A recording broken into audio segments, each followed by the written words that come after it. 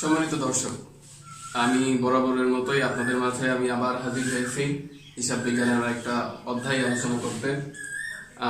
আপনাদের সাথে আলোচনা করব আজকে হিসাব বিজ্ঞানের আরেকটি গুরুত্বপূর্ণ অধ্যায়, সেটা হলো দুতরফা দাখিলা পদ্ধতি। দুতরফা দাখিলা পদ্ধতি হলো এমন একটা পদ্ধতি, তোমরা নিশ্চয়ই প্রথম অধ্যায় জেনেছো যে আমাদের হিসাব বিজ্ঞানের জনক লুকা প্যাসিওলি 1494 সালে সুম্মা দি অ্যারিথমেটিকা জিওমেট্রিয়া প্রপোশনিয়েট প্রপোশনালিটা এই বইটার মাধ্যমে একটা পদ্ধতি আবিষ্কার করেন, আর সেই পদ্ধতিটাই হলো দুতরফা দাখিলা পদ্ধতি। এখন দুতরফা দাখিলা পদ্ধতি এর মধ্যে আমরা একটা বিষয়গুলো দেখতে পাই। দুতরফা দাখিলা পদ্ধতি কেন আমরা দুতরফা দাখিলা পদ্ধতি কেন করব? কারণ দুতরফা দাখিলা পদ্ধতি হলো বিজ্ঞানসম্মত, সবার কাছে সারা বিশ্বব্যাপী গ্রহণযোগ্য, তারপরে আছে ব্যবসা প্রতিষ্ঠানের যে সুনির্দিষ্ট একটা ফলাফল, একটা প্রকৃত যে ফলাফল ব্যবসা প্রতিষ্ঠানের, সেই প্রকৃত ফলাফলগুলো আমরা দুতরফা দাখিলা পদ্ধতির মাধ্যমেই জানতে পারি। তারপরে এটা বিজ্ঞানসম্মত, সবার কাছে গ্রহণযোগ্য, সার্বজনীন স্বীকৃত। হিসাব বিজ্ঞানের বিভিন্ন স্ট্যান্ডার্ড আছে, আইএফআরএস আছে, তারপরে অ্যাকাউন্টিং স্ট্যান্ডার্ড আছে, তারপরে আছে হলো আইএফএসবি আছে। এইগুলো দ্বারা এই দুতরফা দাখিলা পদ্ধতি গৃহীত। এই কারণে এটা হলো হিসাব বিজ্ঞানের সবচেয়ে সহজ পদ্ধতি এবং সবার কাছে সার্বজনীন স্বীকৃত। এখন দুতরফা দাখিলা পদ্ধতি কি? দুতরফা দাখিলা পদ্ধতি বলতে দুতরফা, এখানে একটা দুতরফা দাখিলা পদ্ধতির মাধ্যমে আমরা বুঝতে পারি যে দুতরফা মানে দুইটা পক্ষ। ফার্স্ট অফ অল দুতরফা মানে দুইটা পক্ষ, মানে হিসাব বিজ্ঞানের দুইটা পক্ষ থাকতেই হবে। যে কোনো হিসাবে অবশ্যই দুইটা পক্ষ থাকতে হবে। দুইটা পক্ষ, একটা হবে দাতা, কেউ দাতা, আমি দাতা তুমি গ্রহীতা, বা আমি গ্রহীতা তুমি দাতা, যে কোনো একটা হইতে হবে। এখন দুতরফা দাখিলা পদ্ধতি যদি আমরা সংজ্ঞায়ন করতে যাই, খুব সহজভাবে আমরা সংজ্ঞায়নটা করব। ফার্স্ট অফ অল, যে হিসাব ব্যবস্থার মাধ্যমে হিসাব বিজ্ঞানের একটা হিসাবের দাতা গ্রহীতা, বা হিসাব বিজ্ঞানের যে হিসাবের সুন্দরভাবে বিচার বিশ্লেষণের মাধ্যমে যে পদ্ধতিতে হিসাব বিজ্ঞানের দাখিলাটা করা হয়, মানে হিসাবটা করা হয় বা হিসাবটা রাখা হয়, তাকেই দুতরফা দাখিলা পদ্ধতি বলে। অবশ্যই মনে রাখতে হবে দুতরফা দাখিলা পদ্ধতি মানে দুইটা পক্ষ। এখন এর কিছু ইউনিক বৈশিষ্ট্যের কারণে আমরা, যেমন তুমি একটা মানুষ, তোমার একটা কিছু ইউনিক বৈশিষ্ট্য থাকে, তেমনি দুতরফা দাখিলা পদ্ধতিরও কিছু বৈশিষ্ট্য আছে। যেমন মনে করো যে এই বৈশিষ্ট্যগুলো আমরা একটা দ্বৈত সত্তা। এখন দ্বৈত সত্তা বলতে মানে দুইটা সত্তা, একটা হিসাবের দুইটা সত্তা হইতে পারে। যেমন মনে করো যে নগদে মাল ক্রয়, নগদে মাল ক্রয়, আমি একজনের কাছ থেকে নগদে মাল ক্রয় করলাম, আমি একটা পার্সন, যার কাছ থেকে ক্রয় করলাম সে আর একটা পার্সন, তার মানে পার্সন মানে তো সত্তা, এখানে দ্বৈত সত্তা হলো। এখন বলছে দাতা গ্রহীতা, একটা হিসাবের অবশ্যই দুইজন থাকবে, আমরা আগেই বলেছি, একজন অবশ্যই দাতা হবে, একজন অবশ্যই গ্রহীতা হবে।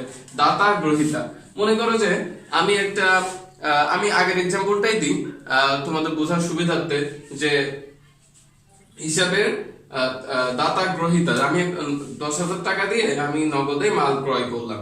নগদে মাল ক্রয় করলাম, আমি হলো, তাহলে দাতা কে হচ্ছে, গ্রহীতা কে হচ্ছে? তাহলে মালটা ক্রয় করেছি আমি, তাহলে এখানে মালটা হলো ক্রয়, যে মালটা ক্রয় করেছি সেটা আমার কাছে প্রাধান্য বিষয়, কারণ প্রতিষ্ঠান পাচ্ছে সেটা মাল। আমরা হিসাব বিজ্ঞানের ভাষায় জানি যে ব্যক্তি আর প্রতিষ্ঠান সম্পূর্ণ আলাদা। আমরা যে হিসাবগুলো করবো সেটা সবসময় প্রতিষ্ঠানের হিসাবগুলো করবো। এখন দাতা গ্রহীতা,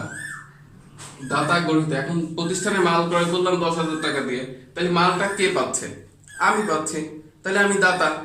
আর দিচ্ছে কে? দিচ্ছে হলো যার কাছ থেকে পণ্যটা আমি ক্রয় করছি, সে দিচ্ছে, তাহলে গ্রহীতা সে। খুব সিম্পল বিষয়। তারপরে হচ্ছে ডেবিট ক্রেডিট নির্ণয়। তাহলে হিসাব বিজ্ঞানের আরেকটা বৈশিষ্ট্য দুতরফা দাখিলা পদ্ধতি ডেবিট ক্রেডিট নির্ণয়। অবশ্যই আমরা পরবর্তী ধাপে আমরা ডেবিট ক্রেডিট নির্ণয় কিভাবে করতে হয় সেগুলো শিখবো। তারপরে বলছে সমান অঙ্কের টাকা। হিসাব বিজ্ঞান আরেকটা মজার বিষয় কি, যে প্রত্যেকটার একটা ইউনিক হিসাব হবে। আমরা লেনদেনের বৈশিষ্ট্যের মধ্যে দেখছি যে প্রত্যেকটা হিসাবে একটা স্বতন্ত্রতা বৈশিষ্ট্য থাকে। তাহলে প্রত্যেকটা লেনদেনে যখন স্বতন্ত্র বৈশিষ্ট্য থাকবে, তাহলে আবার বলছি আমরা দুইটা পক্ষ থাকবে, তাহলে উভয় পক্ষেই টাকার অঙ্কের পরিমাণ সমান হবে। খুবই সহজ। তারপরে আছে সামগ্রিক ফলাফল।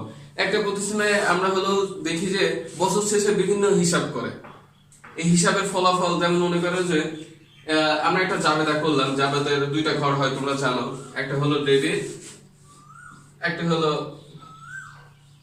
ক্রেডিট, এই ক্রেডিট। এখন সামগ্রিক ফলাফল বলছে, মনে করো যে এখানে যদি 1000 টাকা হয়, ক্রেডিট অংশ 1000 টাকায় হওয়া লাগবে, এটা হলো সামগ্রিক ফলাফল। এখন সামগ্রিক ফলাফল যদি এখানে 500 টাকা হয়, এখানে যদি 500 হয়, এখানে যদি 1000 হয়, তাহলে এটা দুতরফা দাখিলা পদ্ধতি হবে না, এই অঙ্কটা ভুল হবে। এটা হলো লেনদেনগুলোর দুতরফা দাখিলা পদ্ধতির বৈশিষ্ট্য। বন্ধুরা, আমরা দুতরফা দাখিলা পদ্ধতির বৈশিষ্ট্যগুলো দেখতে পারলাম। এখন বলছে আমরা এখন সবচেয়ে গুরুত্বপূর্ণ একটা বিষয় হলো ডেবিট ক্রেডিট নির্ণয়। আমরা দুতরফা দাখিলা পদ্ধতির বৈশিষ্ট্যের মধ্যে দেখেছিলাম যে ডেবিট ক্রেডিট নির্ণয় করতে হয় কিভাবে, ডেবিট ক্রেডিট নির্ণয়ের একটা বৈশিষ্ট্য দেখেছিলাম। এখন বন্ধুরা ডেবিট ক্রেডিট নির্ণয়ের নিয়মাবলী, যে ডেবিট ক্রেডিট যে কিভাবে নির্ণয় করতে হয় সেগুলো আমরা শিখব। ডেবিট, আমরা জানি হিসাব হলো 5 প্রকার: সম্পদ, এই যে এখানে সম্পদ, দায়, মালিকানা সত্ত্ব, আয় ব্যয়। এই 5টা হলো সম্পদ। এখন সম্পদ কি আমরা জানি, ব্যবসা প্রতিষ্ঠানের যে সম্পদের আলোচনাগুলো মেবি আমি আগের ক্লাসে বা তার আগের ক্লাসে বলে দিছি, তারপর তোমাদেরকে একটু আলোচনা আবার করে দিতে চাই। সম্পদ হলো ব্যবসার মুনাফা অর্জনের জন্য যে যন্ত্রগুলো বা যা কাজে লাগায়, যেমন মুনাফা অর্জনের জন্য ব্যবসা প্রতিষ্ঠান কি করতে পারে, কি কাজে লাগায়, আসবাবপত্র কাজে লাগায়, নগদ অর্থ দিয়ে ব্যবসা প্রতিষ্ঠান পরিচালনা করে, এটা এক ধরনের সম্পদ। তোমরা বলতে পারো যে কর্মচারী তো ব্যবসা প্রতিষ্ঠানের সম্পদ, অবশ্যই সম্পদ, সেটা হলো মানব সম্পদ, সবচেয়ে গুরুত্বপূর্ণ সম্পদ। তারপরে বলছে দায় বলছে যে ব্যবসা প্রতিষ্ঠানের তৃতীয় পক্ষের দাবি। এখন তৃতীয় পক্ষের দাবিটা কি? ব্যবসা প্রতিষ্ঠান হলো একটা পক্ষ, মালিক একটা পক্ষ, তো ব্যবসা তাহলে দুইটা পক্ষ হলো, আর তৃতীয় পক্ষ কি? বাইরের পার্সন। আমরা একটা কথা বলছিলাম গত ক্লাসে যে অভ্যন্তরীণ পক্ষ আর বাহ্যিক পক্ষ। তো এই বাহ্যিক পক্ষের কাছে যে প্রতিষ্ঠান দায় হবে, প্রতিষ্ঠানের কাছে যে বাহ্যিক পক্ষ টাকা পাবে, মানে তৃতীয় পক্ষের দাবি, সেটাই হচ্ছে দায়। মালিকানা সত্ত্ব আছে। এখন খুব সহজে সম্পদ হলো ব্যবসা মুনাফা অর্জনের জন্য করে, দায় হলো তৃতীয় পক্ষের দাবি। তাহলে সম্পদ আর দায় বাদে যা থাকবে সেটাই কোম্পানির মালিকানা সত্ত্ব।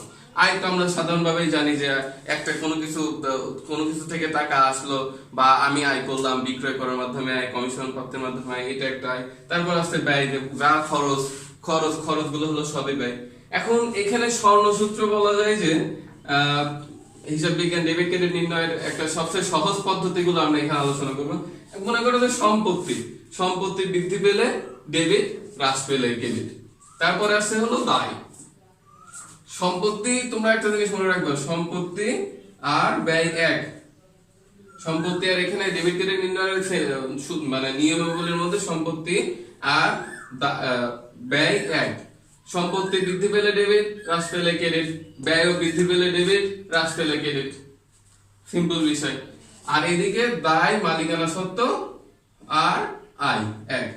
দায় বৃদ্ধি পেলে ক্রেডিট, হ্রাস পেলে ডেবিট, মালিকানা সত্ত্ব বৃদ্ধি পেলে ক্রেডিট, হ্রাস পেলে ডেবিট। আয়ও সেম, একই, বৃদ্ধি পেলে ক্রেডিট, হ্রাস পেলে ডেবিট। বন্ধুরা, তোমরা এখান থেকে যেভাবে আমি বুঝাইলাম সেটা তোমাদের বোর্ড বইও ভালোভাবে দেওয়া আছে, ওইটা থেকেও তোমরা ওইটাও দেখে নিতে পারো। সাথে সাথে যে এগুলো বৃদ্ধি পেলে ডেবিট কিভাবে ক্রেডিট হয় সেগুলো নিয়ে তোমাদের মাধ্যমে আমি একটু আলোচনা করব। সেটা হলো আমি একটা এক্সাম্পলের মাধ্যমে দেখাই দিই।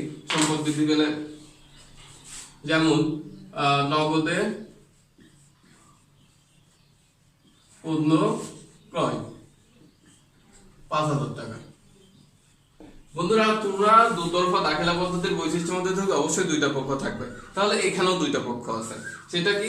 নগদে পণ্য ক্রয়, তাহলে ক্রয় আর হলো নগদ, এখানে দুইটা বিষয় আছে।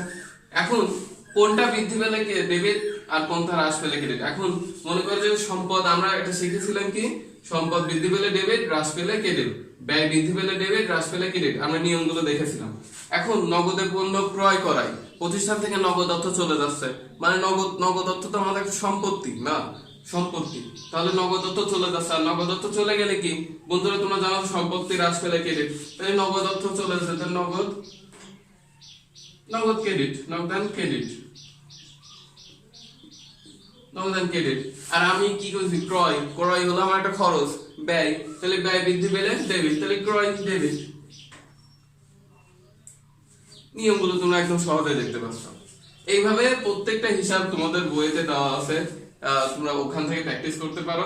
আর এই নিয়মটা তোমরা অবশ্যই মনে রাখবে, খুবই গুরুত্বপূর্ণ, আহ, খুবই খুবই গুরুত্বপূর্ণ একটা নিয়ম।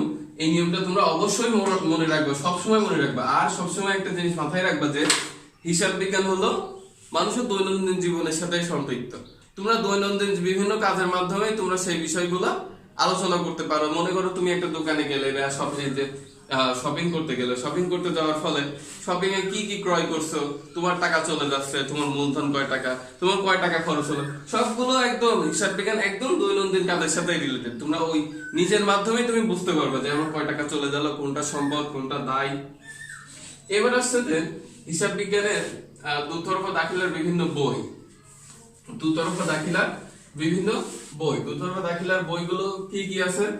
এক হলো দুতরফা দাখিলার বই কি কি? ক্রয় জাবেদা, বিক্রয় জাবেদা, 6টা বই আছে। ক্রয় জাবেদা, বিক্রয় জাবেদা, ক্রয় ফেরত জাবেদা, বিক্রয় ফেরত জাবেদা, নগদ প্রাপ্তি জাবেদা আর নগদ প্রদান জাবেদা। কারণ এই জাবেদাগুলোতে কি কি বিষয় অন্তর্ভুক্ত হবে? আমরা জানি যে ক্রয় জাবেদাই কি? ক্রয় জাবেদা হলো বাকিতে ক্রয়গুলো অন্তর্ভুক্ত হবে। বিক্রয় জাবেদা হলো বাকিতে বিক্রয়গুলো অন্তর্ভুক্ত হবে। ক্রয় ফেরত জাবেদা হলো ক্রয় ফেরত বাকিতে ক্রয়কৃত মালগুলো সবগুলো ওখানে অন্তর্ভুক্ত হবে। বিক্রয় ফেরত জাবেদায় সেম একই, বিক্রয় করেছিলাম ওই মালগুলো আমার ফেরত আসলো, ওই জাবেদাগুলো অন্তর্ভুক্ত হবে। নগদ প্রাপ্তি জাবেদায় নগদে যা আমরা পাইছি, মনে করো বিক্রয় করলে পারে বাকিতে যখন বিক্রয় করেছিলাম তার থেকে আমরা যখন পাবো তখন হলো নগদ প্রাপ্তি জাবেদা। নগদে কি কি পাইলাম, কার কাছ থেকে পাইলাম, ওগুলো নগদ প্রাপ্তি জাবেদায় হবে। নগদ প্রদান জাবেদায় কি হবে? আমরা যা টাকা দিয়ে দিচ্ছি, যে বিষয়গুলো টাকাগুলো দিয়ে দিলাম সেগুলো অন্তর্ভুক্ত হবে। সেগুলো অবশ্যই বাকিতে যখন ক্রয় করেছিলাম সেই টাকাগুলো